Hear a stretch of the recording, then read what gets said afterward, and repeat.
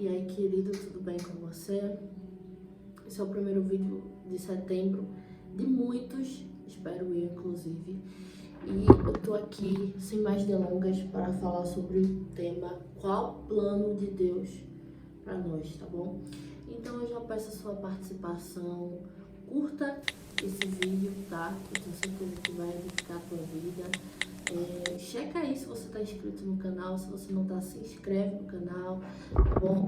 Deixa as notificações ativadas, faça um comentário que seja mais coerente com aquilo que você pensa, com aquilo que você acredita, tá? Estamos aqui para ouvir todo mundo, estamos aqui para agregar na tua vida e te ajudar, né, em referência ao crescimento espiritual, tá bom?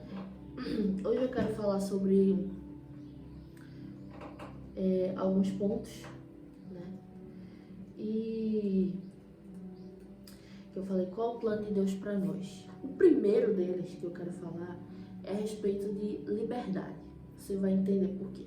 Deus nos fez para sermos livres e dominarmos a terra através de nós, assim como Ele mesmo tem domínio sobre tudo por sermos sua imagem e semelhança. E aí, para falar um pouco disso, veja só, vamos refletir. Deus criou Adão e Ele deu uma ordem para Adão, certo? Ele deu uma ordem para Adão e pediu para que fosse obedecida essa ordem. Se você perguntar, então, de que ordem é essa? Do que você está falando? Estou falando de Gênesis capítulo 1, versículo 26 ao 30, que diz: E disse Deus, façamos o homem à nossa imagem, conforme a nossa semelhança, e domine sobre os peixes do mar, e sobre as aves do céu, e sobre o gado, e sobre a terra, e sobre todo réptil que se move sobre a terra. E criou Deus o homem à sua imagem. A imagem de Deus o criou, homem e mulher os criou. E Deus os abençoou, e Deus lhes disse: frutificai e multiplicai-vos, e enchei a terra, e sujeitai-a, e dominai sobre os peixes do mar, e sobre as aves do céu, e sobre todo animal que se move sobre a terra. E disse Deus: eis que vos tenho dado toda a erva que dê semente, que está sobre a face de toda a terra, e toda árvore em que há fruto, que dê semente, ser-vos-á para mantimento. E a todo animal da terra, e a toda ave dos céus, e a todo réptil da terra, em que há alma vivente. Toda erva verde será para mantimento, e assim foi. Gênesis capítulo 1, do versículo 26 até o versículo 30. Então é isso, né? Vemos aqui que está bem específico aqui, né? Independente da tradução, mas você percebe que está específico de que há uma ordem de Deus para que Adão, né, possa dominar a terra, né? E há uma ordem para que ele possa reinar, né, sobre tudo que estaria debaixo dele. Basicamente dizer assim: Adão, tudo que você está vendo está abaixo de você. Então, domine, né? Porque vamos raciocinar, nós não somos imagem e semelhança de Deus. O que é que Deus faz? Ele domina, né, sobre o universo, sobre a galáxia, sobre os anjos, sobre os tempos, né, sobre o sol, sobre tudo. Ele reina e ele domina sobre tudo. E nós semelhantes a ele, não que nós reinamos sobre o universo, não é isso, mas sobre aquilo que Deus colocou abaixo de nós. Deus colocou abaixo de nós, né, a terra, né? Deus colocou abaixo de nós os animais, né, os seres vivos. Tudo isso Deus colocou abaixo de nós.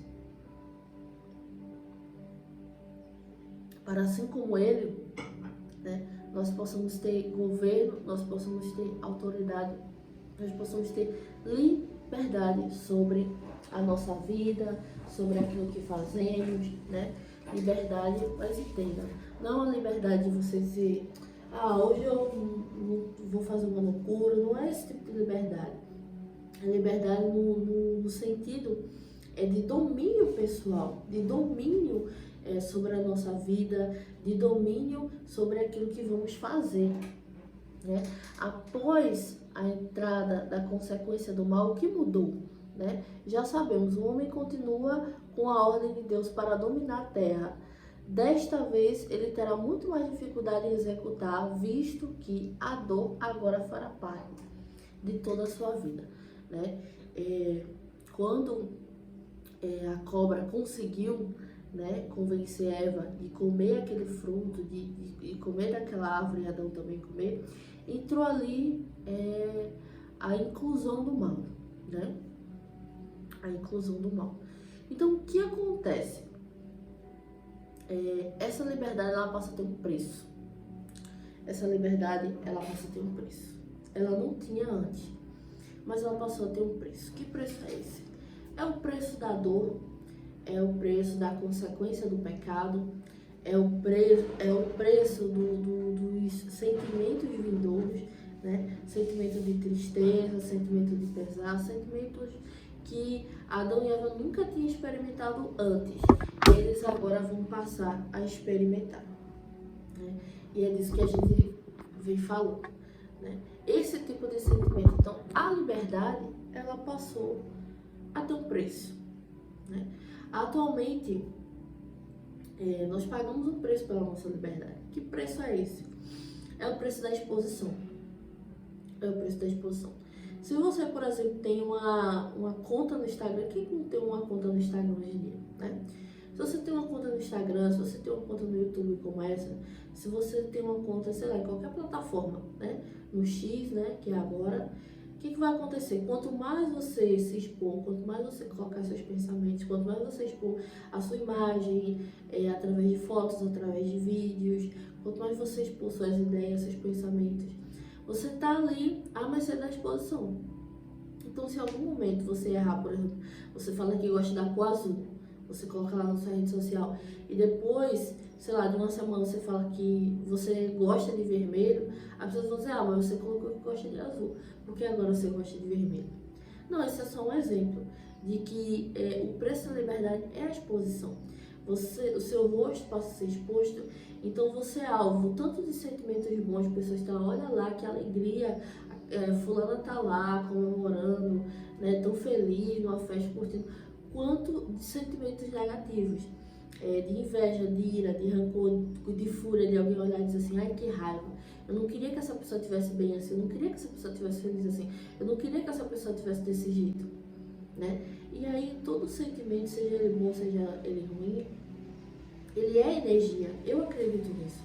Então essa energia, ela vai ser convertida para mim, tanto em coisas boas, frutos bons, quanto frutos ruins. Então no meu caso, eu uso, né, a artimanha, vamos dizer assim, da oração para eu me blindar de qualquer sentimento ruim que venha de quem quer que seja, de que lado for, porque eu não conheço o coração das pessoas como Deus, eu não conheço a mente das pessoas como Deus. Então eu uso a oração para que eu possa me blindar, me proteger a minha casa, a minha vida, a minha família, para eu poder continuar me expondo e, digamos assim, não receber um revés, assim, né? Em Gênesis capítulo 3, versículo 16 ao 21, diz assim, e a mulher disse, multiplicarei grandemente a tua dor e a tua concepção. Com dor darás à luz filhos, e o teu desejo será para o teu marido, e ele te dominará. E Adão disse, porquanto destes ouvidos à voz de tua mulher, e comeste da árvore de que te ordenei, dizendo, não comerás dela. Maldita é a terra por causa de ti, com dor comerás dela todos os dias da tua vida. Espinhos e cardos também te produzirá, e comerás a erva do campo. No solo do teu rosto comerás o teu pão, até que te tornes a terra, porque dela foste tomado. Porquanto és pó e em pó te tornarás. E chamou Adão o nome de sua mulher Eva, porque era a mãe de todos os viventes. E fez o Senhor Deus a Adão e a sua mulher túnicas de pele e os vestiu.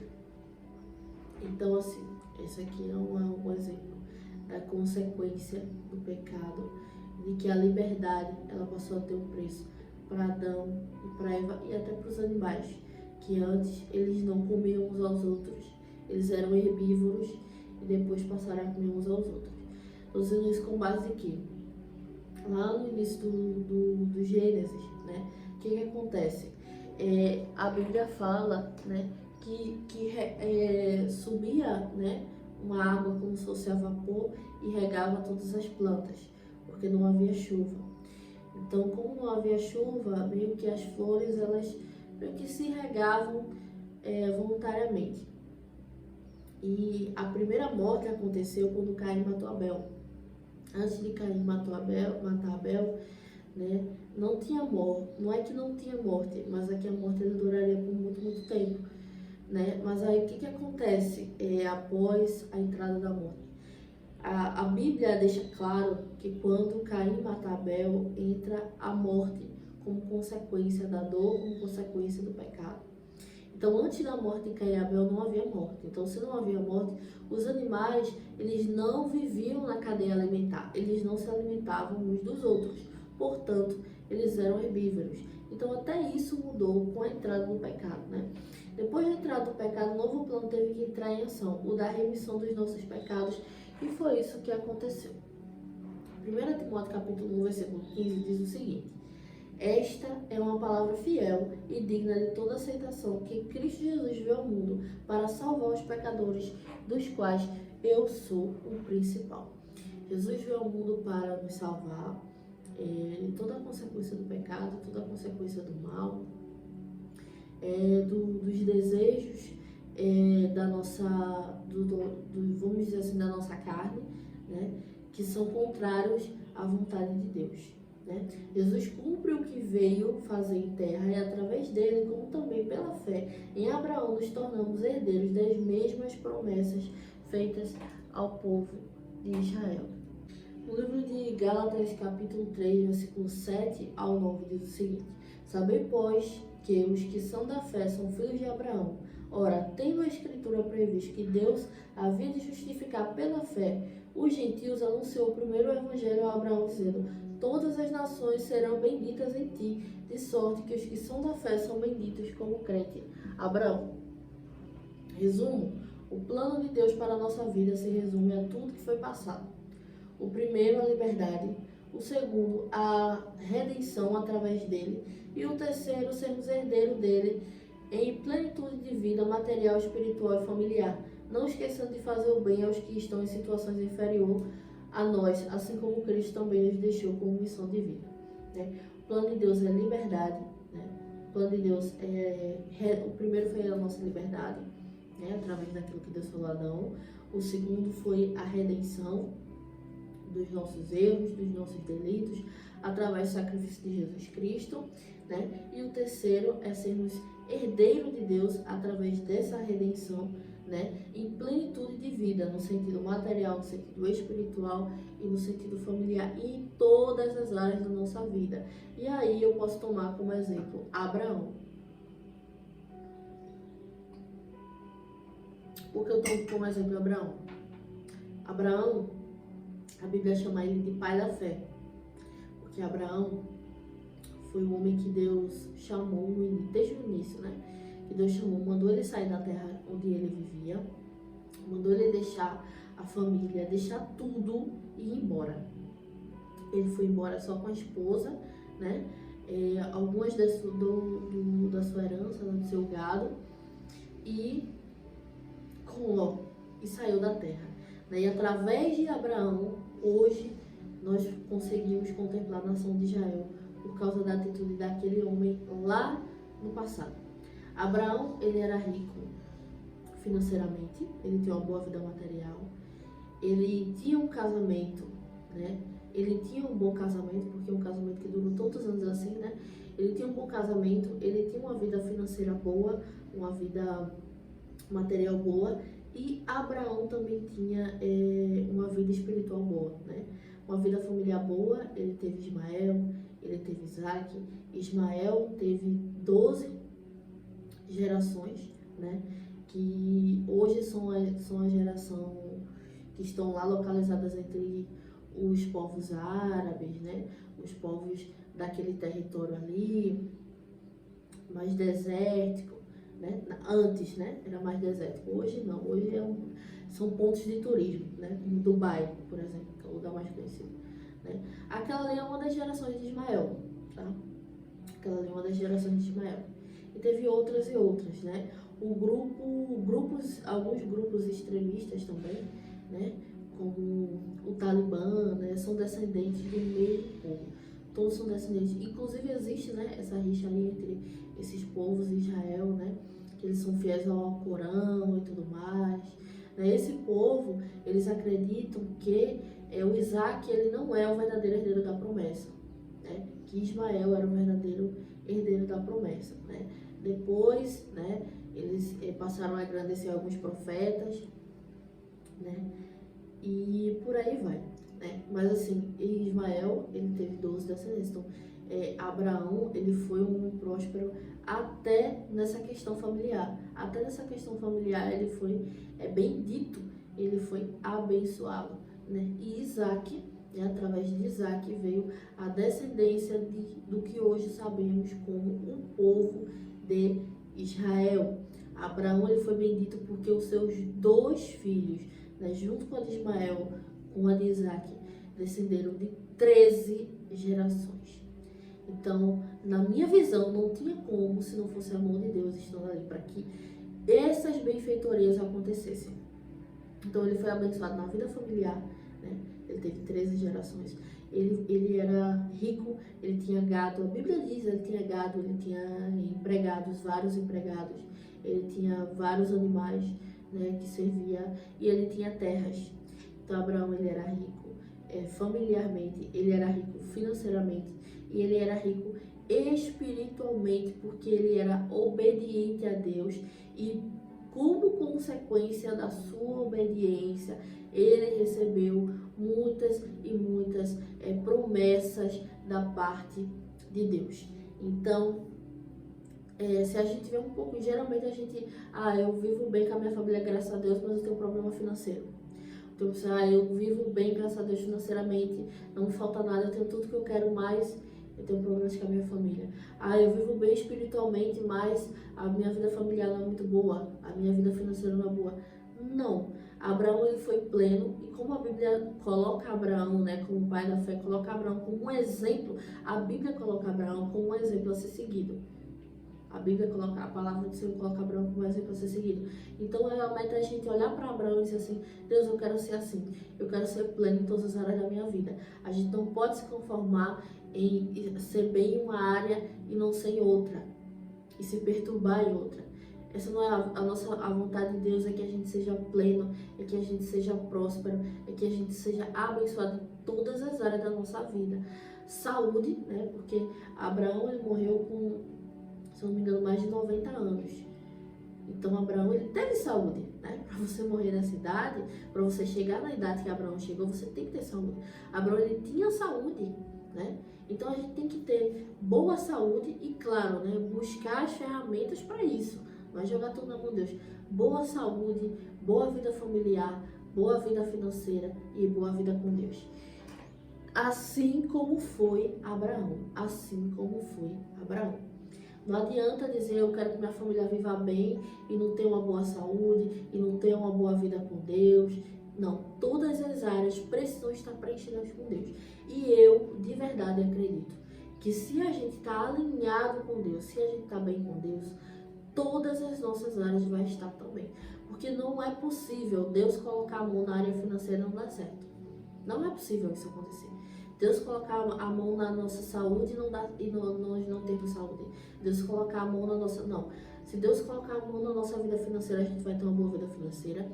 Se Deus colocar a mão na nossa família, a gente vai ter uma boa vida com a nossa família. Se Deus colocar a mão na nossa saúde, a gente vai ter uma boa saúde, né? Se Deus colocar a mão em tudo que a gente for fazer, a gente vai se dar bem, vai ter planos e vai concretizar bem tudo o que Ele colocar a mão na nossa vida. E claro, a gente se permitir que Deus ponha a mão em todos, Senhor, pode colocar as tuas mãos, Senhor. Estende as tuas mãos em todas as áreas da minha vida, para que eu possa ser pleno em tudo, tá bom? Fale isso quando você orar. Eu vou deixar também Efésios capítulo 2, versículo 10, que diz: porque somos feitura sua, criados em Cristo Jesus, para as boas obras, as quais Deus preparou para que nela andássemos, tá bom? Que possamos reforçar em Deus a nossa identidade como filhos e herdeiros, e assim como Ele é, que possamos refletir em graça e plenitude tudo que reflete a sua identidade celestial. Que em Deus a gente possa nos certificar da nossa identidade. Não aceite ser menos que filho, não aceite ser menos que herdeiro de Deus e co-herdeiro de Cristo, como está em sua palavra, e eu vou deixar isso aqui também. Colocando tudo em um versículo, a vontade de Deus é. Colocando em tudo em um versículo, né? Efésios capítulo 1, versículo 3 ao 6. Bendito Deus e Pai de nosso Senhor Jesus Cristo, o qual nos abençoou com todas as bênçãos espirituais nos lugares celestiais em Cristo. Pausa aqui. Veja o que fala aqui, né? O qual nos abençoou com todas as bênçãos espirituais nos lugares celestiais em Cristo. Recapitulando aquele ponto. Nós fomos feitos para sermos plenos em tudo que a gente se propôs a fazer, em tudo que a gente pode saber. Não pode uma ou duas áreas se dar bem, a outra não dá. Não. A gente nasceu como herdeiro de Deus, tá? Como filho de Deus e cordeiro de Cristo, para sermos plenos em todas as bênçãos espirituais. Versículo 4. Como também nos elegeu nele antes da fundação do mundo, para que fôssemos santos e irrepreensíveis diante dele em amor.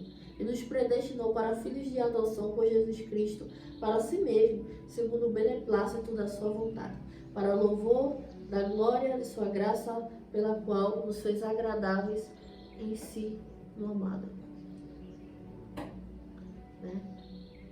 Essa é a vontade de Deus para a nossa vida. Que Deus nos ajude a viver, que Deus possa nos ajudar a viver a sua palavra em tudo. Tá bom, gente? Isso que eu deixo pra você. Acredito que isso possa ter agregado a sua vida, tá bom? Isso de que, que dizem, né? Tudo aqui passa, tudo aqui é passageiro, se apega. É verdade. Tudo aqui passa. E é verdade também que devemos nos apegar só a Cristo. Mas isso não significa que as outras áreas da nossa vida tem que estar bagunçada, porque tudo nessa terra é passageiro, porque a gente tem que se apegar a Cristo. Sim, tudo nessa terra é passageiro, tudo vai passar. Até quem não crê em Deus acredita que o mundo vai acabar. Através de eventos como poluição, como o envelhecimento da terra e diversos outros fatores científicos, né, geográficos, aí a ciência acredita também que o mundo vai acabar, que tudo vai passar, certo? Mas nem por isso o homem deixa de fazer a sua parte, trabalhar, buscar o seu melhor, cuidar da sua saúde, nem por isso o homem deixa de fazer isso, tá? Então vamos deixar de sair de, o mundo vai acabar, tudo vai passar, o que importa é que Jesus vai voltar e toda a nossa vida dando uma bagunça, a vida financeira é uma bagunça, a vida familiar é uma bagunça, vida espiritual às vezes não tá lá essas coisas também, a saúde tá uma bagunça. Não, o mundo vai passar. Quem crê em Deus acredita nesse fato, e quem não crê em Deus acredita que o mundo vai passar também, que o mundo vai acabar também, entendeu? Devemos apegar a Cristo com toda a verdade. O primeiro mandamento diz: amar a Deus sobre todas as coisas. Vou deixar o versículo aqui também. A Bíblia fala isso sim, tá bom? Mas isso não significa que as áreas da nossa vida precisam estar bagunçadas. Porque Abraão sabia, né, tinha intimidade com Deus, sabia que Deus não morava aqui nessa terra, sabia que Deus vivia em outro reino, mas nem por isso ele deixou de obedecer a Deus e ter todas as suas áreas da vida preenchidas.